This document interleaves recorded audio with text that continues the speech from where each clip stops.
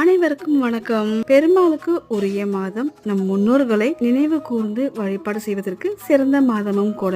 இன்னைக்கு புரட்டாசி முதல் நாள் செவ்வாய்க்கிழமை, பௌர்ணமியும் கூட.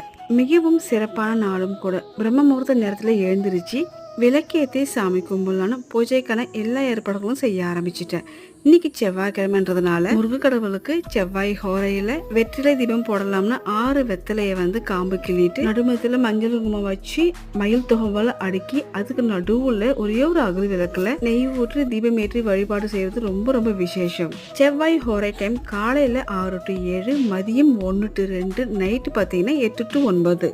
அடுத்த நாள் காலையில இந்த வெத்தலையை எடுத்து வயசானவங்களுக்கு ஓடும் தண்ணியில போடலாம், இல்லைன்னா கால்படாத இடமா பாட்டு செடிங்களுக்கு மரங்களுக்கு உரமாவும் போடலாம். பெருமாளுக்கு இஷ்டமான துளசி தீர்த்தம், பச்சை கற்பூரம். இன்னைக்கு நைவேத்தியமாக வெத்தலை பாக்கு, வாழைப்பழம், ட்ரை ஃப்ரூட்ஸ் வச்சு ரொம்ப சிம்பிளா விளக்கேற்றி சாமி கும்பிட்டாச்சு.